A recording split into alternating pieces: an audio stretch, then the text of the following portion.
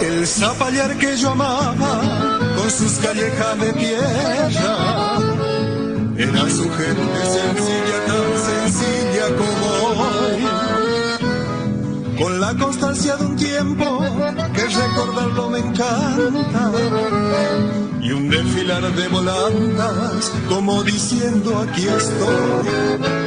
Estoy deslumbrada con este libro, con sus historias, sus anécdotas, testimonios, luchas, aventuras. Sin dudas te atrapa. El Zapallar hoy es General José de San Martín, pero no se forjó de la noche a la mañana.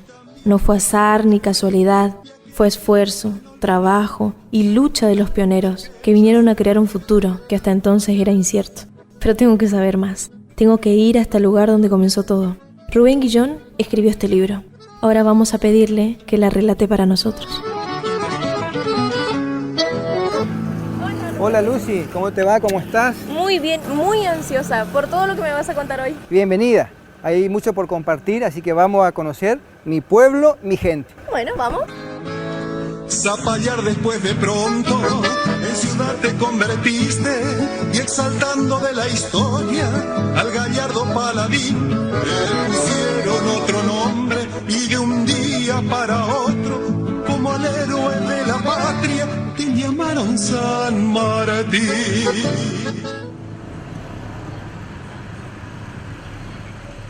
Rubén, y con todo lo que leíste, con todo lo que investigaste, ¿cómo entonces se funda el pueblo? Se funda allá por 1904, 1905, cuando nuestra colonia va recibiendo la afluencia de los primeros inmigrantes. Un dato importante. Sí. A veces también decimos que los primeros pobladores, los primeros que han venido, el primer poblador de la colonia de nuestro Chaco también, sí, fueron justamente los pueblos originarios. Aquí están asentados aún los aborígenes de la raza Com, los Toba. Entonces también los primeros habitantes de la colonia han sido justamente esta familia de tribu de la etnia Com o Toba. Hacia el siglo XVI, la comunidad Com comenzó a habitar gran parte del norte argentino, llegando a ser los primeros pobladores de estas tierras. Actualmente la comunidad Com, también llamada Toba, convive en un barrio cercano al ingreso principal de la ciudad. Hola Argentina, ¿cómo estás? Bien. Muchas gracias por recibirnos en tu casa. Sí. Y te encontré muy ocupada, Argentina.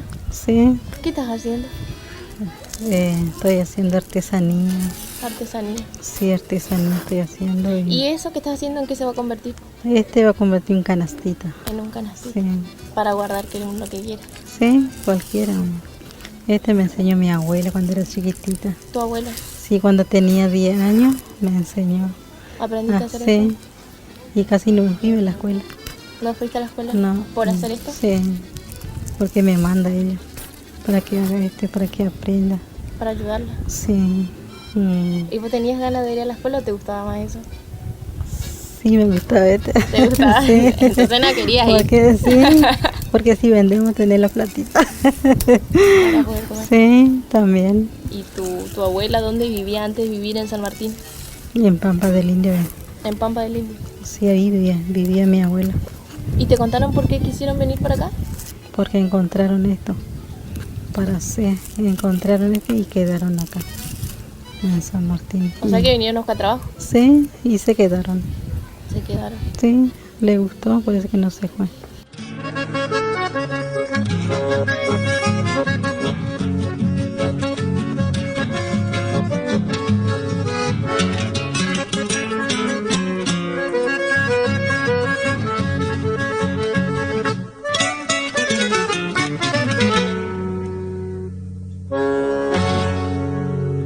Te decía que en 1904, 1905 van llegando los primeros inmigrantes, los gringos, colonos, también con criollos.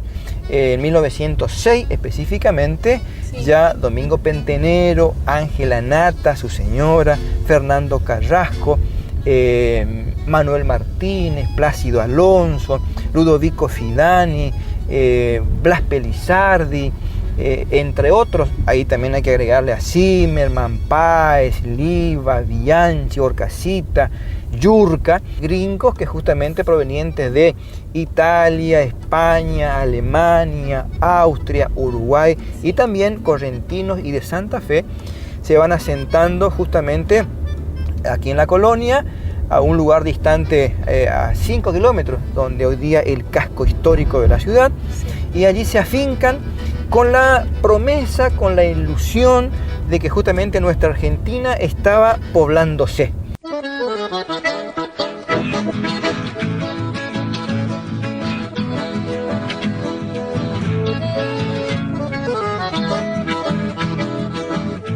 Muchas gracias por recibirnos en tu casa. Vinimos porque queríamos conocer todo acerca de tu familia.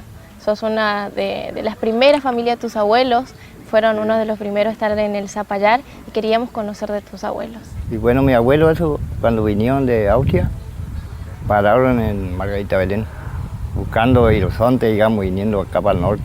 Sí. Y vinieron y compraron la casa acá, o sea, la casa de la novela, así tipo un galpón, algo.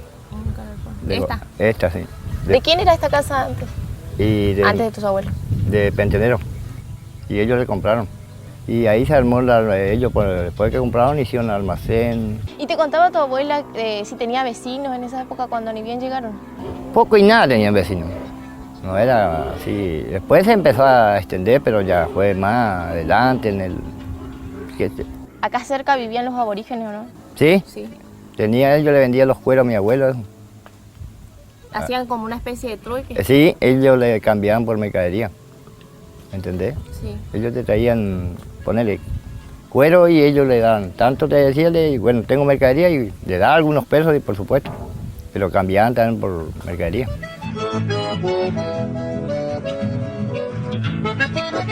Fernando Carrasco llegó a la Argentina en 1898 con un hermano.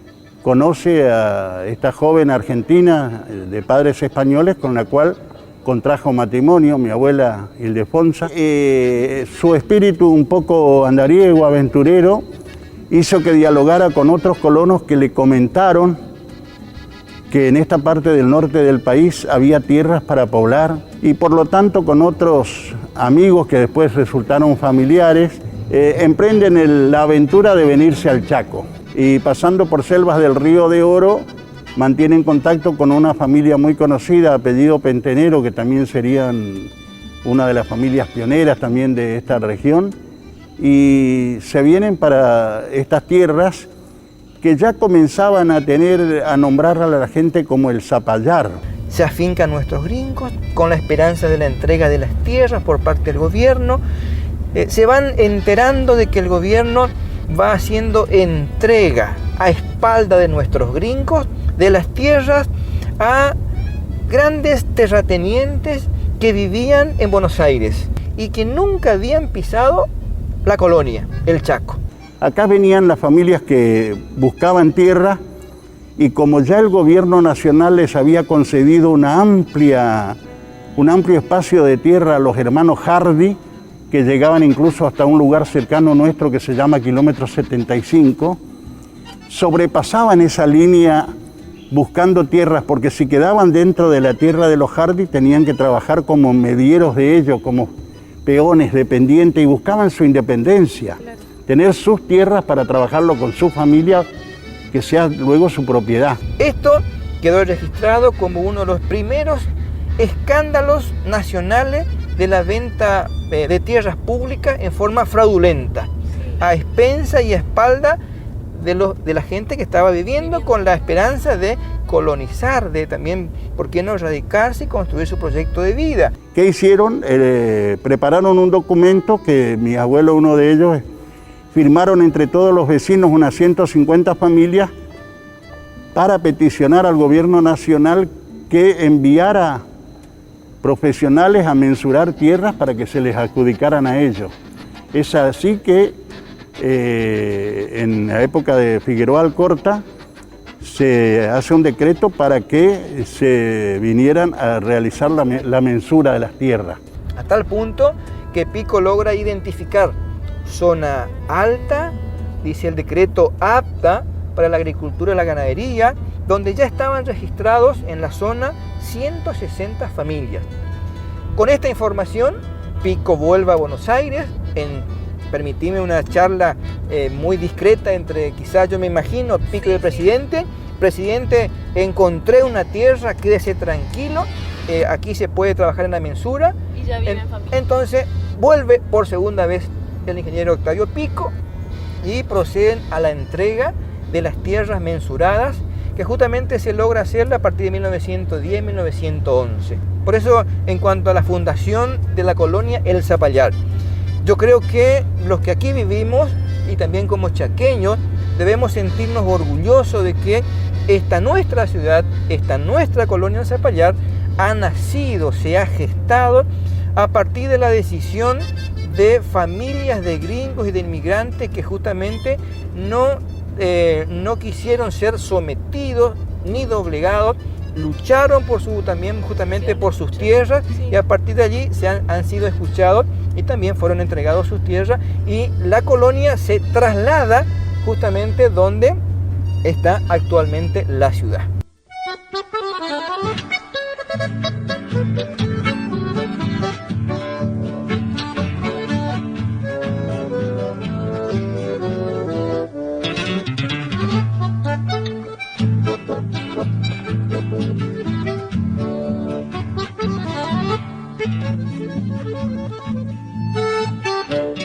Isidro, y ahora cuando viene la gente y conoce quién era tu abuelo, a vos no te da una cierta satisfacción, ¿no? Y sí, ¿qué te parece? ¿Qué es lo que te vienen a contar o te vienen Pero a algunos preguntar? no, viste que algunos no saben cómo fue la historia, ¿me entendés? Algunos no saben la historia de Don Yurka, o sea, los primeros pobladores. Claro. Sí. ¿Tus abuelos vinieron ya como una pareja o vinieron y acá se conocieron? No, ellos, mi abuelo y mi abuelo, ellos vinieron muy chicos, mi abuelo. Después hicieron ahí un parate en Margarita y después vino mi abuela y ahí se casaron. Y de ahí vinieron para acá. ¿Por qué se llama El Zapallar? Hay varias teorías, se hablan de 2 o 3, muy divagantes, algunas confusas, pero se supone que tiene referencia con grandes zapallos que habría también de plantación en la colonia, y también se hablan de porongos, grandes porongos, mates, como el que estamos tomando. ¿Que pensaban que era zapallo? Que era porongal, entonces porongal, zapallar, eran como teoría que se fueron también pasando de tradición en tradición. Encontraron muchos zapallos, por eso que le pusieron el zapallar acá. ¿Ellos fueron uno de los primeros en ponerle el nombre? Sí, el zapallar. Eso te digo, ahora sí en 1908 más o menos. A tal punto que ya luego también la gente se identifica en el decreto cuando se decide hacer la reserva de las tierras de 22.500 hectáreas. El mismo presidente Alcorta por primera vez decide justamente utilizar, reservar 22.500 hectáreas de tierra para la fundación de la colonia El Zapallar, ubicado entre los Ríos de Oro y Guaycurú. Sabemos que nuestro recorrido a Resistencia nos lleva actualmente 1 hora y cuarto, 1 hora y 30, pero que en ese entonces, en razón de la topografía muy agreste, muy agresiva, cañadas, esteros, lagunas, eso también dificultaba aún más, a tal punto que en carretas le demandaba 30 días, 40 días, según la inclemencia del tiempo, y también con el temor de que era probable que algún tipo de acechanza por parte de los indios.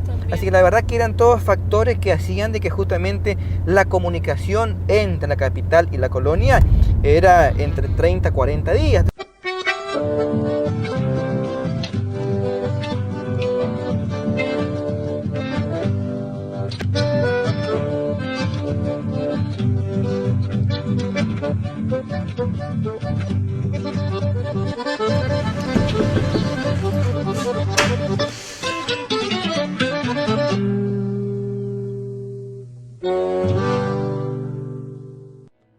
Hola Leti.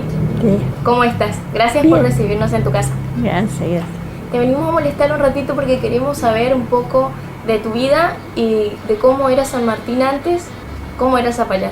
Llegaste, te trajo tu marido, viniste sola, te trajo tu marido. ¿Dónde vivías antes? En Roca. En Roca. Presidencia Roca.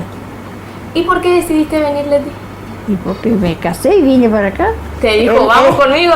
Él vivía acá y ¿Qué hacía tu marido en ese entonces? él tenía la herrería del padre, que era junto con el padre, y después hacían, cuando joven, antes de eso también trabajaban así en los caminos, colocaban molinos, su molino de bien del campo, Sí. sí.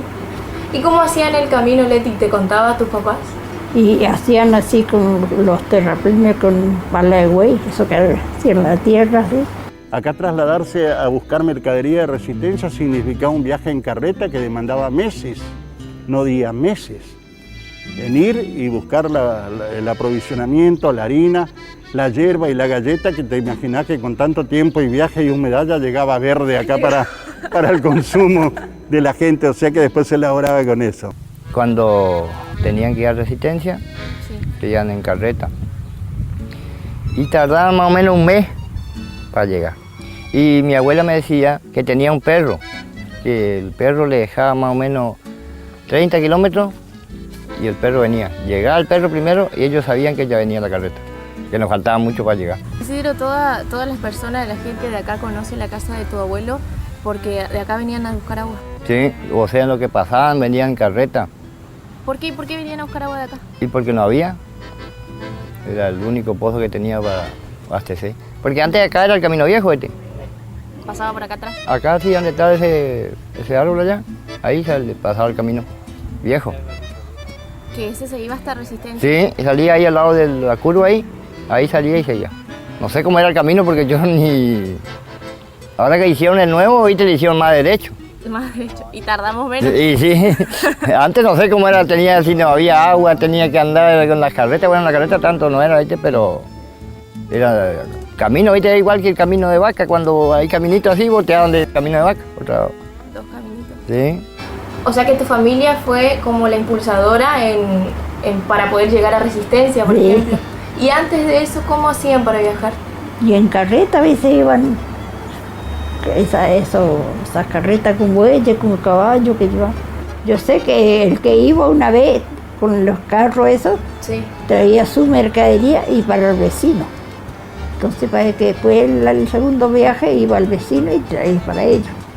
Rubén, hoy me contabas que la gente en ese entonces tardaba 30 días para llegar a Resistencia, pero por este río era más rápido. Lo que también sí es cierto que justamente esta era una de las vías de comunicación que permitía unir y también, ¿por qué no?, sacar y exportar la producción de la colonia, sobre todo algodón, justamente Río Bermejo, Río Paraguay, Paraná y también a partir de allí hasta el mismo puerto de Buenos Aires, pero esta era la vía de comunicación que también permitía mantenerse en contacto en forma terrestre y sobre todo también pensando en una situación de estrategia. La colonia, Puerto Zapallar y Presidencia Roca con su fortín y también con su regimiento de caballería que hacía que toda la zona también justamente tenga esa importancia tanto comercial, también tanto militar, también como tanto demográfica. O sea que de acá partía y acá también se traían, qué sé yo, por decirte, alimentos. Totalmente, justamente era el nexo, la vía para tanto vender la producción como también poder nutrirse, hasta que también, vos bien decías, que el camino terrestre que se iba haciendo, tanto levantar camino, mejorándolo, construir puentes, sobre todo también las partes de la cañada y estero, 30, 40 días, hoy tardaste una hora y cuarto. También esto hacía que sea un poco más factible, más rápido y también más seguro y sobre todo más barato.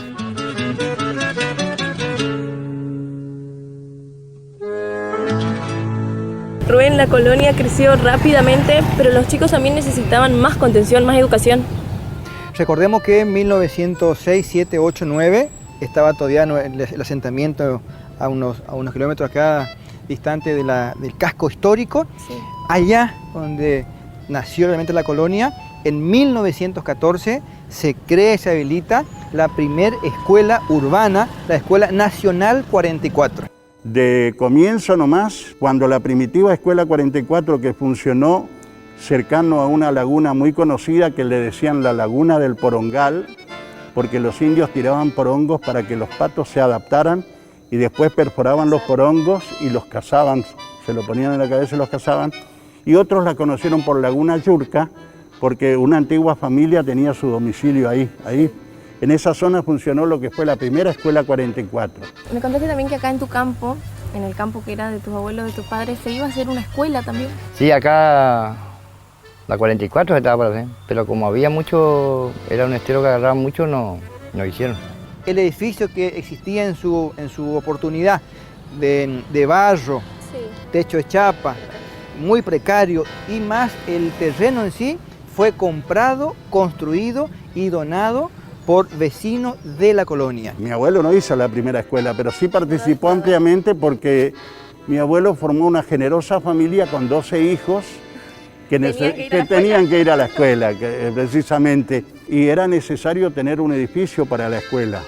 Ahí nuevamente Inquieto Español, con un grupo de vecinos, protagonizan el hecho de decir, bueno, si el gobierno no nos da para la escuela, nosotros tenemos que hacer algo. Y la construyeron ellos, entre el grupo de vecinos construyeron y bancaron la escuela, como quien dice, para que comience a funcionar.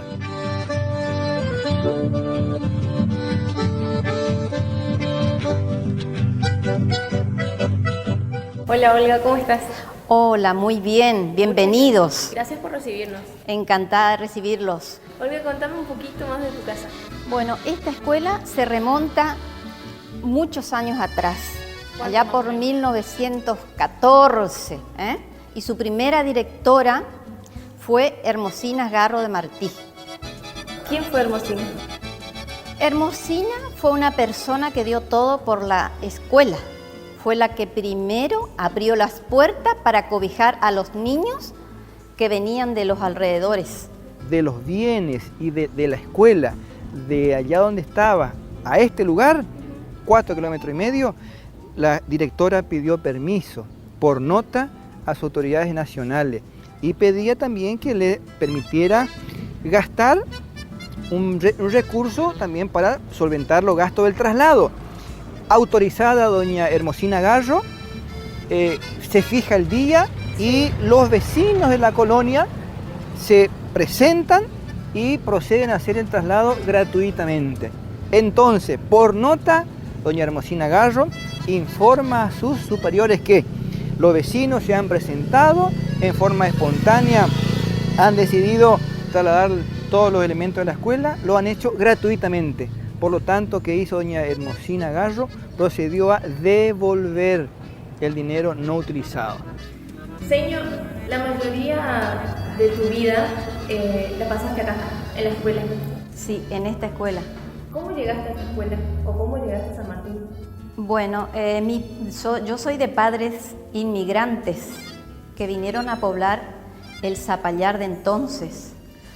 Ellos formaron una familia donde somos 8 hermanos. La mayoría, todos estudiaron en esta institución. Y todos los días cuando nos preparamos para venir a la escuela era como una fiesta. ¿Sí? ¿Por qué? Y porque en la escuela teníamos todo, teníamos contención, jugábamos con nuestros compañeros, nuestros maestros nos vigilaban, nuestros directivos estaban siempre presentes. Así que mi paso como alumna de esta escuela tengo los mejores recuerdos de esta institución. El dichoso tintero acá, con la pluma que mojábamos ahí, y teníamos el secante, ¿viste? Que secábamos ahí para que no se moje todo el cuaderno. Pero no, los mejores recuerdos de los maestros y los directivos, no, los mejores.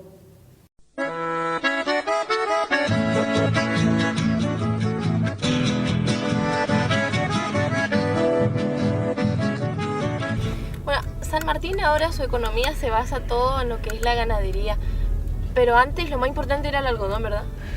De hecho que sí, me imagino familias gringos, trabajadores, justamente también pensando en encontrar la riqueza a la tierra, se van justamente también conformando equipos de trabajo y ya sembrado algodón básicamente, a tal punto que con el tiempo se van conformando distintos parajes, también distintas colonias, se van constituyendo, dada la riqueza en la producción, la primer desmotadora por parte de unos pioneros alemanes, los hermanos Schul, Roberto y Fernando Schul, que justamente también a unos 5 kilómetros de la ciudad, 1912, han habilitado la primer desmotadora. La verdad que toda una novedad en la colonia.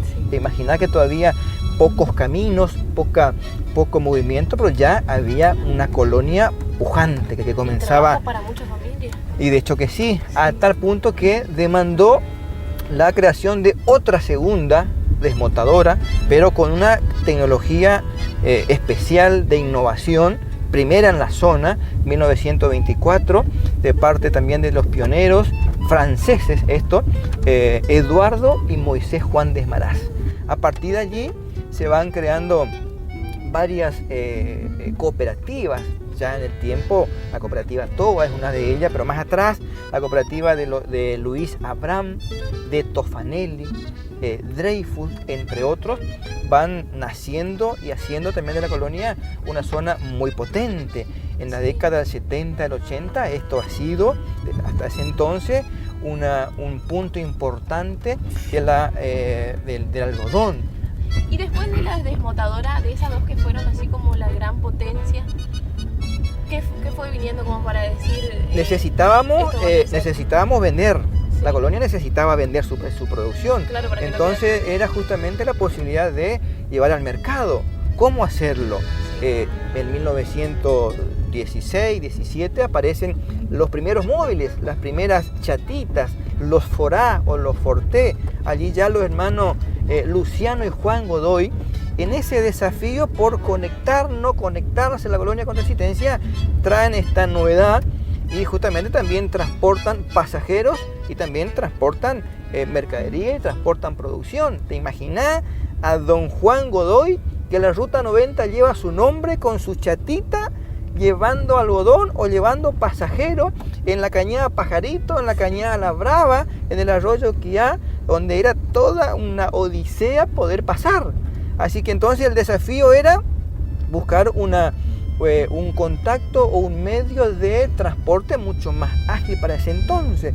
Entonces aparece una figura preponderante, un correntino de Cursucuatiá, un radical que le acompañó hasta inclusive a Juan Domingo Perón siendo vicepresidente en sus dos oportunidades, que fue Hortensio Clemente Quijano, un empresario correntino que decide, y esto es importante, con recursos propios, dando trabajo a los pioneros de acá y también a los tobas de ese entonces, y construye la vía férrea, une Lapachito con la colonia El Zapallar. 2 o 3 años de trabajo, también te imaginas la gente transportando los rieles, los durmientes fabricándolo con quebracho colorado, y ya en enero de 1934 llega a la colonia por primera vez el trencito Quijano, y creo que desde allí la colonia se proyecta como una verdadera zona en cuanto a su riqueza de algodón, de producción, de madera, de carbón. Ya se comenzaba como a diversificar la producción. También ya aparecía la venta de madera, el carbón, y sobre todo también luego el algodón. Y traían todo lo que sea la parte de, ellos decían provistas, la mercadería también justamente para la gente acá de la colonia, pero el tren Quijano vino a fortalecer todo ese trabajo a tal punto que cuando ingresaba iba haciendo un recorrido, llegaba a la estación, iba por varias desmotadoras, terminaba en la toba, luego de reversa venía cargando la producción y ya rumbo de vuelta otra vez a Lapachito, y allí justamente a Resistencia.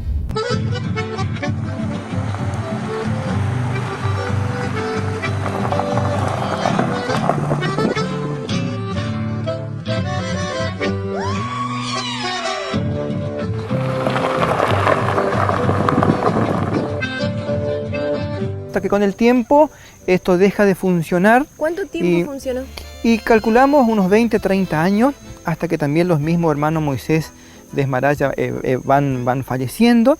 Nos quedan esto en actividad, y luego queda en desuso y luego ya es transferido, es expropiado. En la década del 80 comienza justamente a funcionar lo que hoy día es una escuela también agropecuaria, la EPETA número 8, que también justamente tiene esta visión y este compromiso con la ruralidad.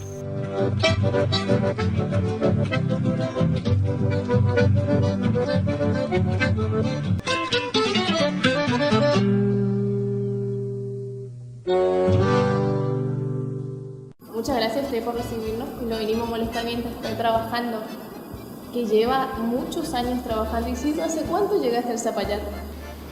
No, llegué el 3 de enero de 1956, por primera vez, cuando ya esta ciudad hacía pocos meses se llamaba General José de San Martín. Don Reynoso, don Isidro Salvador Reynoso, viene y comienza justamente a fomentar y a encabezar esta posibilidad de justamente pensando en que nuestra colonia, como te decía, tiene un conjunto de satélites de parajes, de colonias, donde también allí van viviendo familias, sobre todo para potenciar y para darle mucha posibilidad de estudios a los chicos. ¿Y de dónde viniste?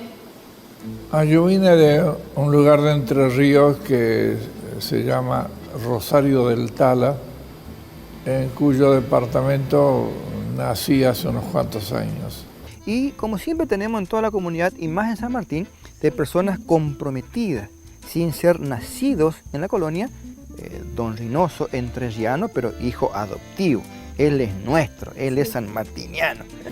Nunca las tareas el hombre las hace solo. Yo aclaro una y mil veces que siempre somos un grupo, un equipo, personas de buena voluntad que entienden la problemática de ese tiempo, de ese momento de la historia y se ponen a trabajar. Lo único que por ahí fui a la persona visible porque presidí la comisión propulsora de la EPETA, que después de muchos años de peticionar las autoridades locales e instituciones, en ese año 1980 pudimos ponerla en marcha y pusimos en marcha esa escuela allí, cumpliendo con el análisis de la situación imperante en ese momento, que era la evidente falta de capacitación de nuestros productores agrícolas, que ya le demandaba la nueva tecnología, los nuevos avances tanto en las prácticas agrícolas como ganaderas, y nosotros apuntábamos a que se formara la familia toda.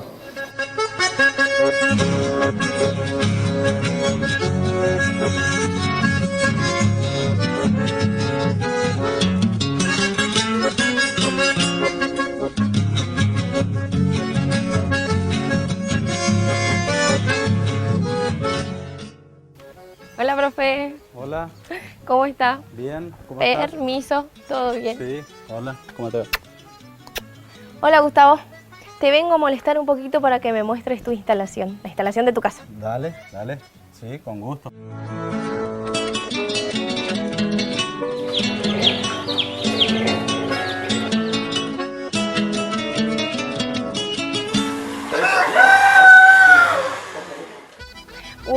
Gustavo, profe. Sí. Sos profe de acá. Soy profe de acá, sí. ¿Qué enseñas, Gustavo? Actualmente estoy ocupando el cargo de maestro general de enseñanza práctica. Pero vos estudiaste acá. Yo estudié acá en el año 1986. Una de las primeras promociones, ¿no? Soy la segunda promoción de técnico agropecuario, digamos, la segunda promoción. ¿Y cómo venías a la escuela en ese tiempo? ¿Caballo, bicicleta? Veníamos en bicicleta. Bicicleta, moto, había poco. Sí. Y sí, en bicicleta, a pie. Yo me quedaba en el albergue, digamos. O sea, Sí. en el internado. En el internado, sí. ¿Y qué diferencia hay de esa escuela, de ese internado en tu época a lo que es ahora? Y la diferencia es que antes no teníamos tanta comodidad, digamos. Era un salón que se le preparaba Para dormir, para digamos. dormir con un solo baño, digamos, muy poca comodidad teníamos. Teníamos que lidiar con lo que había, digamos. La escuela no tenía mucho tampoco para ofrecer y nosotros para trasladarnos a San Martín teníamos que ir a alquilar allá porque somos gente de campo, no teníamos para... Y esta era una opción, digamos, y tal vez la única que yo tuve, digamos. ¿La escuela te dio mucho entonces, profe, por eso decidiste volver? A mí me dio todo, en realidad nunca me fui, porque de ese año que yo entré acá, yo me recibí acá y ahí empecé a trabajar ya acá. Isidro, ¿te acordás cómo fue la aceptación en la familia de San Martín de Aipeta? ¿Cómo lo aceptaron? Sí, inmediatamente conseguimos que muchos jóvenes, sobre todo de origen campesino, ¿Cómo consiguieron? primero que hacíamos reuniones, difusión, pero en muchos casos íbamos a los domicilios de los productores que tenían hijos y pudimos conseguir y convencerlos que podían venir a esta escuela. Hasta el día de hoy estoy enamorado. Si tuviera que elegir de vuelta, lo elegiría otra vez de vuelta. Porque me encanta lo que hago. ¿Y es tu casa? En mi casa, todo lo mucho o poco que hasta hoy logré, digamos, es gracias a esta escuela, le debo todo. Y en principio esta escuela no tenía albergue y bueno, algunos vivían donde podían, en algún lugar de San Martín, y algunos chicos fuimos a buscarlos y hoy tenemos la satisfacción, eso es el premio, no el dinero, sino el premio de haber logrado el objetivo grande, que es que esos chicos del fondo del campo y del monte a veces pudieran incluso graduarse como profesionales universitarios, y tenemos varios ejemplos de eso hoy por hoy.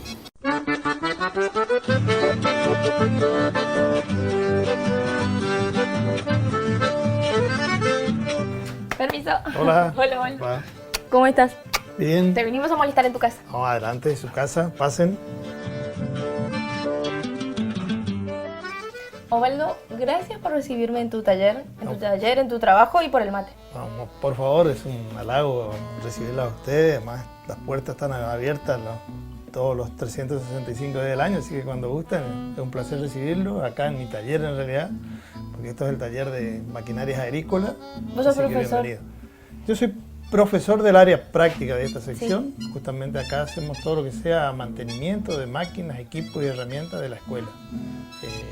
Desde reparar una motoguadaña, un tractor, arreglo de soldadura, de pequeñas reparaciones. Todo lo hacemos con los chicos del tercer año del ciclo superior. Pero vos te recibiste acá. Yo me recibí Entonces, acá. toda tu vida fue acá.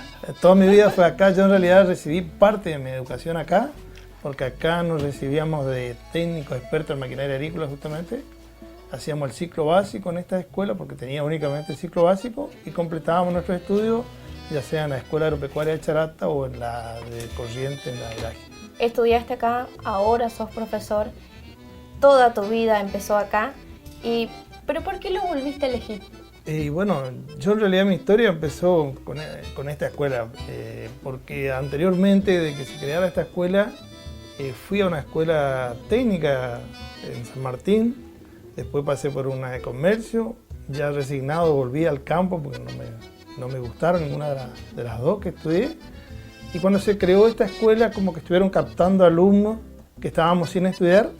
Y en su momento el señor Reynoso, que fue uno de los promotores de que se creen este tipo de escuela acá en San Martín, me han invitado para que venga a una reunión. Y bueno, creo que el primer día que vine ya me quedé enganchado porque era lo mío. Yo soy hijo de pequeños productores de la zona, acá de Campo Winter.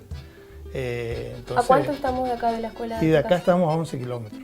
¿Y cómo venía? Y venía en bicicleta bien tempranito y nos íbamos muy tardecito de noche porque en realidad éramos varios de acá de la colonia y uno íbamos para Campo Winter, otro iban para Siete Árboles, otro iban para Campo Bermejo, son todas colonias de la vuelta. Sí. Entonces acá teníamos, ¿cómo es?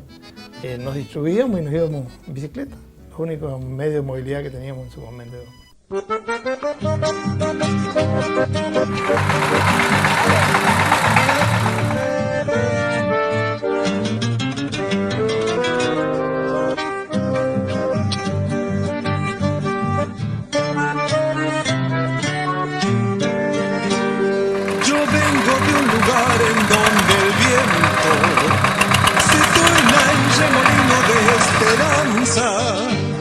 De quienes con la frente sudorosa, dejando va la vida en la labranza. Yo vengo de un lugar en donde el grito rubrica la proeza del esfuerzo de aquellos que con hachas y machetes le van ganando al monte su silencio. ¿Qué sentimiento te invade cuando ves la EPETA tan grande, con tanta infraestructura, con muchos alumnos? Porque el otro día lo fuimos a ver y está lindísimo.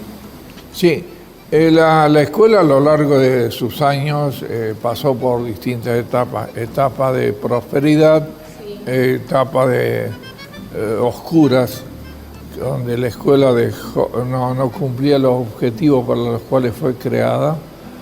Y ahora con el impulso del gobierno provincial, con la remodelación, remozamiento de la escuela, más el agregado del albergue, que parece un hotel, ¿no es cierto? Que es lo que merecen nuestros chicos, se puede aprovechar cabalmente esto. ¿Y qué diferencia hay con esa promoción, la que vos tuviste, con la escuela de ahora? Y bueno, ahora la posibilidad de que podemos hacer toda la carrera en la misma escuela. Acá hacemos dos cosas. Tenemos una formación si bien más formal, digamos, que es las materias teóricas, pero también tenemos una formación práctica, donde aprendemos a hacer cosas. Compatibilizamos el saber con el saber hacer.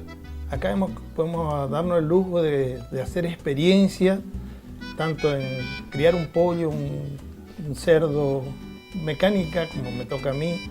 Podemos cometer errores porque estamos aprendiendo, claro, y sin sentirnos mal, digamos. Entonces me parece que esa parte de formación práctica para el chico que por ahí o sigue una carrera como ingeniero agrónomo o ya se queda con este título, tener una formación técnica, tener muchos conocimientos que en otra escuela no vas a tener. Profe, ¿y qué es lo que le enseñan a los alumnos acá específicamente? Si quiere, por favor, sí, quiero ver. Bueno.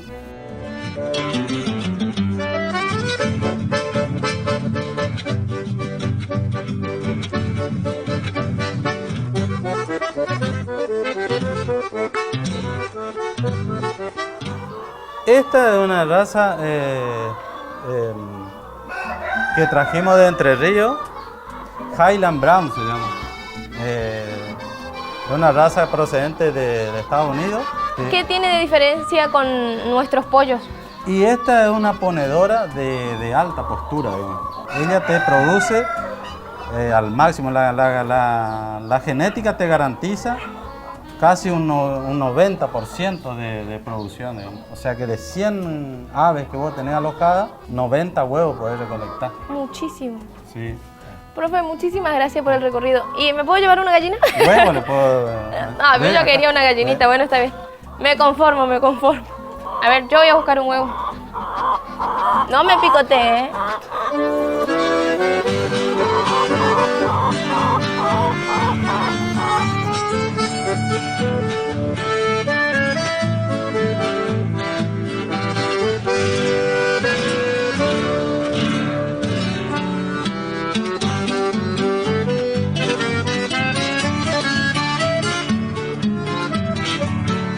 Me hiciste caminar mucho, Rubén, así que te agradezco que me hayas traído a la plaza.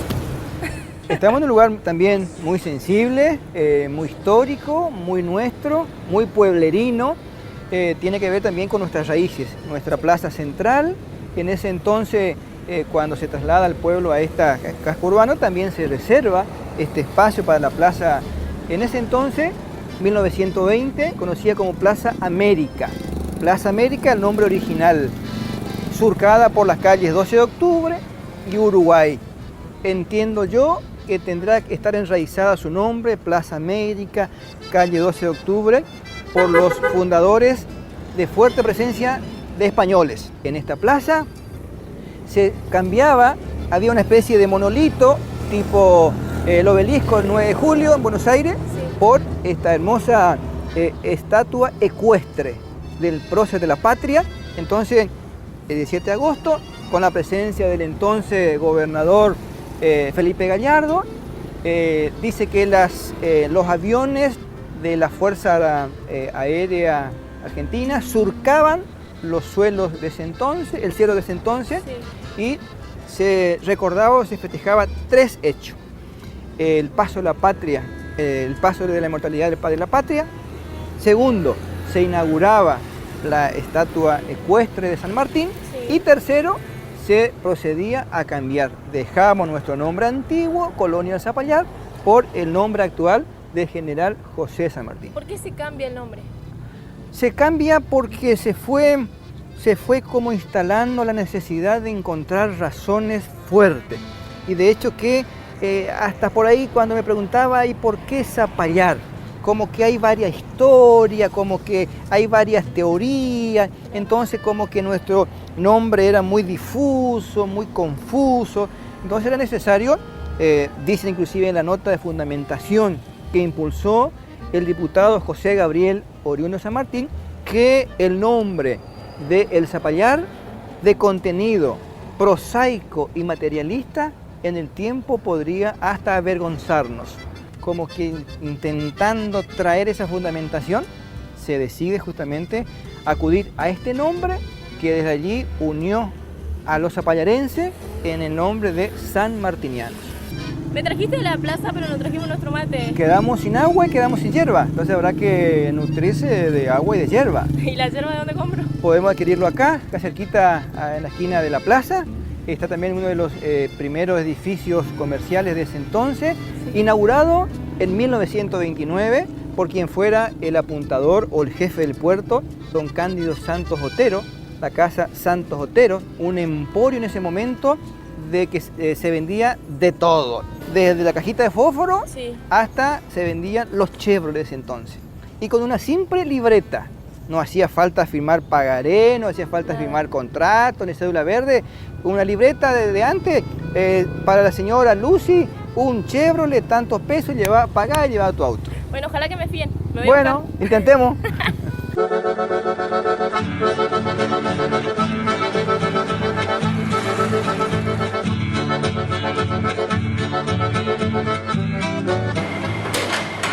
Hola, ¿cómo te va? Permiso.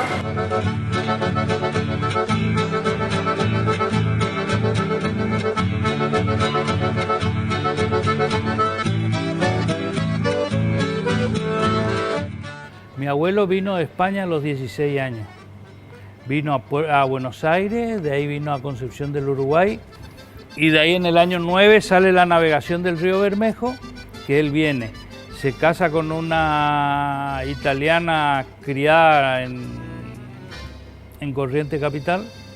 Trae otro, porque él a su vez trae un montón de personal del negocio donde él trabajaba en Concepción del Uruguay para tenerlo en la oficina del Ministerio de Obras Públicas.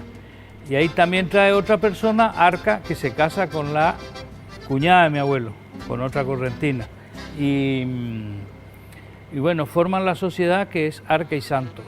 Coqui, yo tengo 25 años y en mi vida escuché la palabra ramos generales.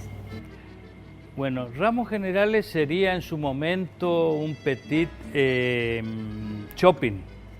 Porque vos acá entrabas, en la época de mi abuelo, vos comprabas 1 kilo de pan y terminabas comprando un coche. ¿Un auto? Un auto, 1 litro de nafta. Vos, por ejemplo, él tenía la panificadora acá al lado, tenía acá en el local nuestro, de la esquina donde estamos conversando, era la venta al público, la tienda, el almacén propiamente dicho, donde se vendía las mercaderías. En el primer galpón estaba una talabartería con un depósito. Y después en el último depósito, salón sería, estaba la venta de autos, la venta de combustible y el taller. Y en el fondo la curtiembre con depósitos. Porque lo primero era una representación para que las mujeres se entretengan en Puerto Bermejo como no había nada.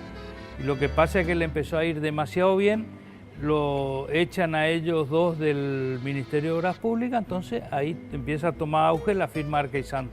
Hasta el año 55 más o menos, que es cuando mi abuelo le compra la parte a los socios Arca y entonces pasa a llamar Santos Otero.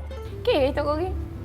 Es una libreta almacenero del año 36. Ah, acá hay de todo, ¿eh? De hay todo. cerveza a 60 centavos.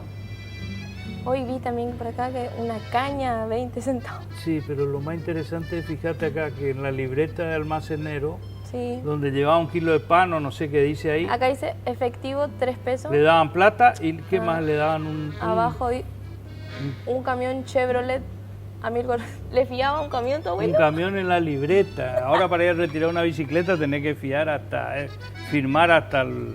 No, pero te podemos fiar ahí también si necesitas algo. Sí, mirá, le quedó hoja. Y bueno, Anotame vamos a acá. aprovechar y te vamos a anotar la yerba. yerba ahí. Dale, porfa.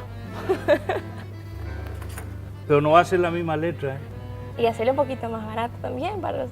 Sí, 41 nomás le vamos a hacer. Muy bien, muchas gracias, Coqui. Bueno, un Gracias. placer. Listo, gracias por haber venido a visitarnos, conocer. A usted por recibirnos. Listo, cuando gusten. Nos vemos, Coqui. Listo.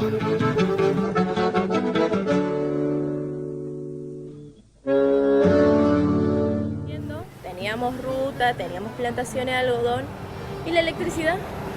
Ocurrió que 3 hermanos de apellido Burley también han decidido justamente ver esta posibilidad de poner en marcha una usina eléctrica.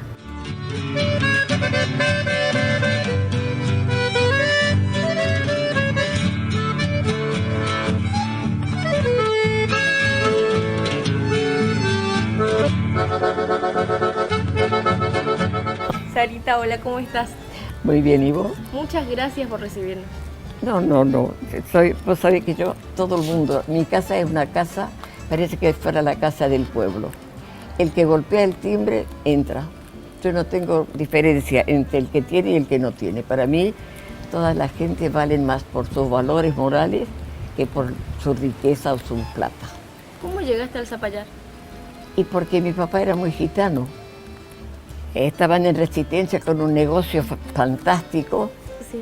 Y le dijo, y sentía hablar de Zapallar, sentía hablar porque venían los Yurka, que eran los primeros que vinieron, los Yurka, los Carrasco, había pocas familias. Tenés una foto acá que me estabas mostrando desde hoy, porque como me decías no había nada, ni siquiera había luz. El año 30, a papá se le ocurrió, dice, ¿cómo no va a haber luz? Ahí está la letra de él. O sea que a tu papá fue el primero que se le ocurrió traer luz acá. Siempre quiso poner. Fue la primera luz eléctrica que hubo en Zapallar. Esa es la letra de él. Se inauguró el 12 de octubre de 1930. Esa fue la primera luz eléctrica que hubo. Y acá están los nombres de los que asistieron a la inauguración. Esta gente vivía trabajando, Rubén, vivían sus actividades en el camino, con la luz, en el algodón, pero también necesitaban un espacio para recrearse y hacer deporte. Y compartir, y también por supuesto enchamigarse. Y así que un grupo de vecinos también de esa época, entre los más destacados Emilio Greiner, Juan Greiner, los hermanos Burley, los hermanos Esteve, deciden fundar y crear el primer club en la colonia, un club deportivo, también de esparcimiento, con actividades también en cuanto a bailes, en cuanto a fiestas artísticas. Y así que, como te decía, en el año 1922 se crea aquí en la colonia este club, el Club Esportivo Zapallar. Mi papá era fundador del Club Esportivo Zapallar de acá, era mi papá y otro que vivía en Resistencia, eran forevistas. Y vinieron a Zapallar y formaron el Club Esportivo con la misma camiseta de Forever. Forever.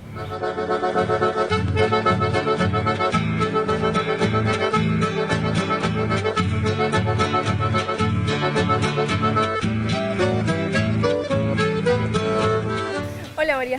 Hola, ¿cómo estás? Muchas gracias por recibirnos. Muy bien, ¿y vos? No, muy bien y muy contenta porque han venido a visitar este club que es el primer club, el club decano de esta ciudad. Y bueno, me parece muy bien la idea que me contaste de venir a hacer todo un especial por el Día del Pueblo y contar en ese especial con el Club Esportivo me parece extraordinario. Es que este club es histórico. María, ¿vos qué te une a este club?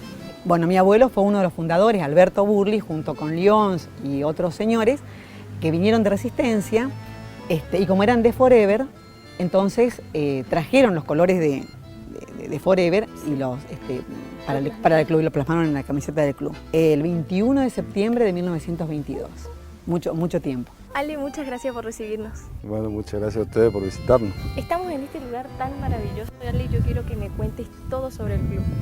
Bueno, hay mucho para contarte, pero decirte que contarte que esto es parte de lo que de la historia de General San Martín, la cancha de fútbol, del Club Esportivo, donde hemos tenido muy buenos representantes como Valengo Pentenero, gran representante del fútbol chaqueño. Este club siempre se caracterizó por tener muy buena cantera. Y tiene mucha historia a consecuencia de eso, ¿no es cierto? Mi mamá acá siempre en el club, mi papá también. Mira, te cuento una anécdota. Dale. Yo estudié en Corrientes.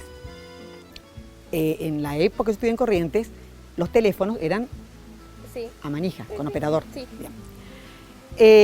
Cuando yo llamaba al operador de acá, y le decía, número, entonces yo le decía, bueno, 187 era mi casa, 187. Bueno, espere, me decía, y sé que sonaba. Entonces el tipo de acá que me conocía me decía, mira María Inés, deben estar en el club. Me dice, te marco el club. Y él nomás internamente me pasaba al club. O sea, ni te preguntaba. No. Entonces, y mi viejo acá, hola, necesita papá, te quiero contar que salí bien, que bien, hacemos un brindis. O sea, que era tu casa. Claro, estaban todos acá, todo de acá. Mis viejos no estaban y yo tenía que venir a buscarlo acá.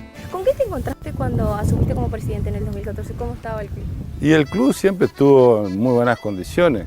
Lo que apuntábamos es a un crecimiento deportivo y de infraestructura. Sí. El club es parte de todo San Martín. Los chicos cuando llegan acá, aparte de poder hacer deporte y de lo que más les gusta, también encuentran contención. Sí, esa es la parte más importante. Nuestro club es totalmente amateur. Sí. Hoy por hoy nosotros no podemos decir que estamos a nivel profesional. Sí tenemos buena participación deportiva, pero no tenemos hoy por hoy participación profesional en lo que se refiere a un deporte de élite. Sí. Pero sí tenemos muchísima contención. Aproximadamente 500, 600 chicos, acompañados por sus padres, están ingresando en la semana en esta institución. El eterno competidor de América, de Deportivos de América. Sí. Bueno, entonces por ahí... ¿Te enamoraste de uno? No, para nada, porque yo creo que mi padre no me hubiera dejado sentar a la mesa si venía con un americano. No, pero bueno, ya te digo, toda la adolescencia era salir de la escuela, hacer las tareas o ir a educación física, etcétera, y después venir al club, a ver qué había que hacer o encontrarnos todas las chicas, porque eran familias que venían, a veces no había nada para hacer y me decía, se hablaban por teléfono las mujeres y decían, bueno, yo llevo unas empanadas, yo llevo otra cosa, y se venían y cenábamos acá, pero en vez de cenar en la casa. Por cenar acá. Por estar acá. Porque como diría el chaqueño, nos hallamos acá. En nuestro lugar. Desde el comienzo, entonces, Rubén, el Esportivo no tenía ningún rival. No tenía, pero también con el tiempo y habida cuenta del crecimiento, este club albinegro, Club Esportivo Zapallar, fue también dando pista, dando pie para que pueda también crearse su rival, su archirrival de toda la historia. Sí. Así nace el Club Atlético América.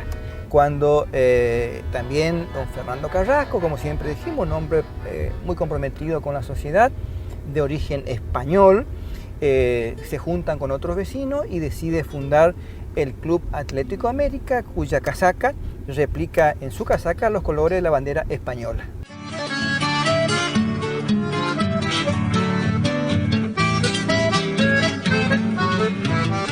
Con el crecimiento de San Martín comienza el deporte y uno de los deportes más característicos es el fútbol.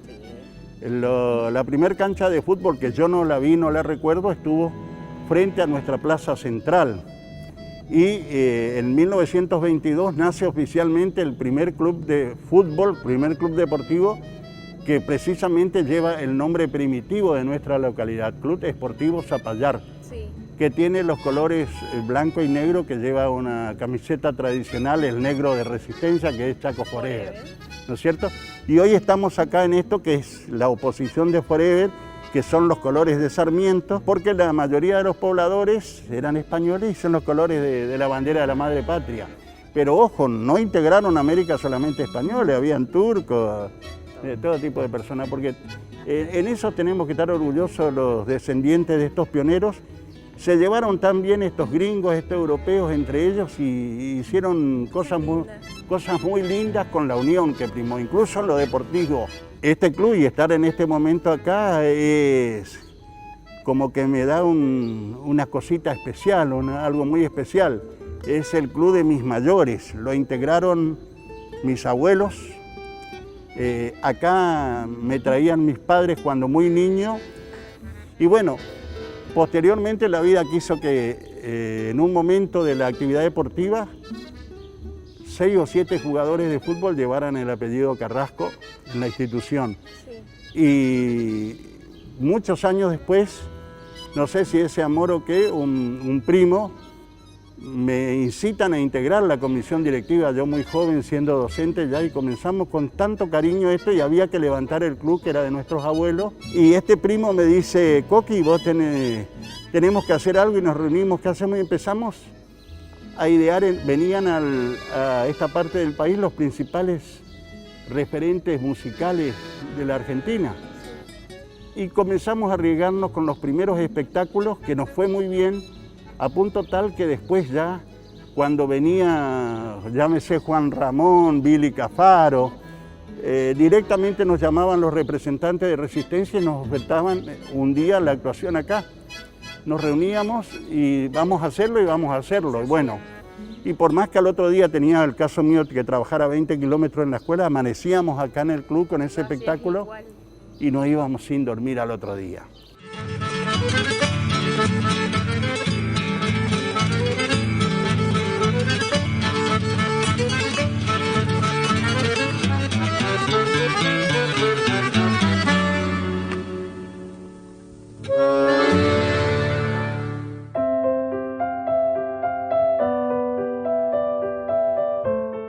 Este libro viene a intentar aportar datos, sucesos, hechos, circunstancias no narrados hasta ese entonces. El libro fue escrito en el año 2012, presentado formalmente.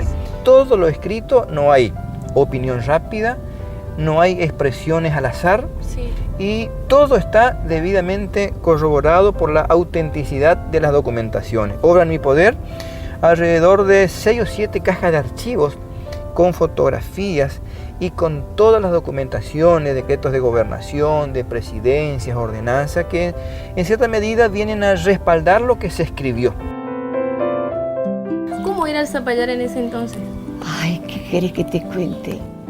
Vos sabés que cuando llegamos a Zapallar yo tenía, porque cumplí los 15 años acá, venir de Beirut, que era la segunda Suiza, y llegamos a Zapallar. Y cuando llegamos acá, nos metimos en la casa, 15 días seguidos, yo no dejé de decir, mamá, ¿cómo te animaste a sacarnos de Beirut para traernos acá?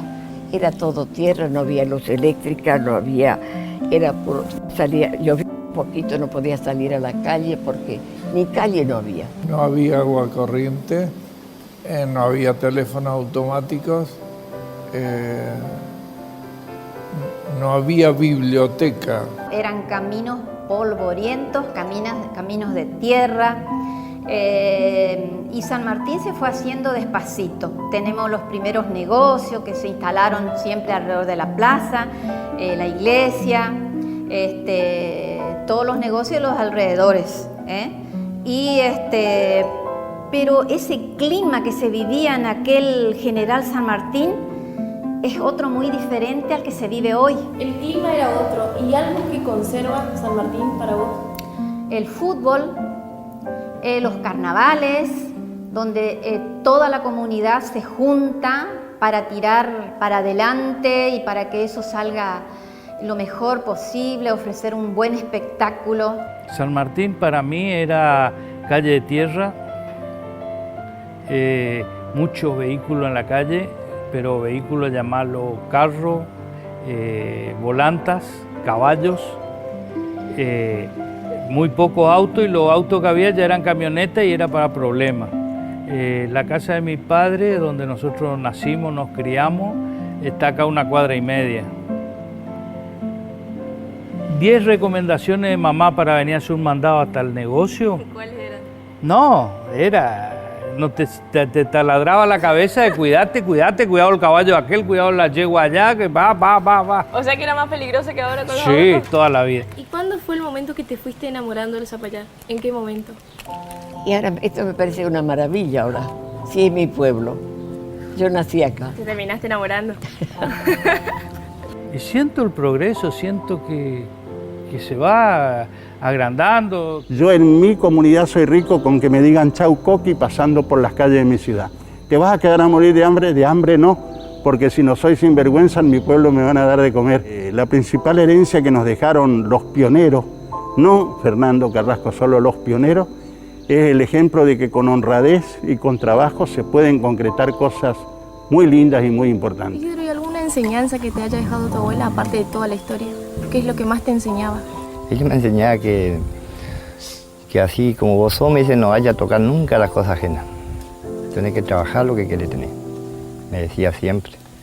Y así, por lo menos tengo el orgullo que todavía no sé lo que hay que hacer preso. Eso es lo importante. ¿Nunca pensaste irte de acá? No, a mí no me sacan de acá. Viva por lo menos no me van a sacar de acá, de esta casa. O sea que el Zapallar siempre fue tu hogar. Sí, sí. Vos sabés que salgo de Zapallar y me siento extraña en otro lugar. Ya no quiero salir, pero son muchos años también. Dice, ¿cómo te gusta vivir acá? Le digo, Mary, a mí me sacan de acá y yo creo que me muero. El Zapallar, hoy General José de San Martín. Una historia de gringos y pueblos originarios. Un ejemplo de lucha y de progreso. Más de 100 años de vida con un origen algodonero y hoy un presente ganadero. Una comunidad de hombres y mujeres que en el pasado dieron todo para el crecimiento de su pueblo. Y otros que en la actualidad velan por General San Martín, sin olvidar sus orígenes. Intendente, ¿cómo está? Pero muy bien, la verdad que un gusto recibirlos a ustedes, un placer enorme que nos puedan estar brindando la posibilidad de llegar a todo el Chaco. ¿Cómo fue su infancia en San Martín? Bueno, mi infancia, una infancia dura, pero muy feliz. Yo tengo una infancia no en el pueblo, sino íntegramente en el campo. Sí. Yo conocí el pueblo cuando iba a venir a la escuela secundaria. Toda la escuela primaria, a los 14 años, recién me afinqué en lo que conocemos como General San Martín.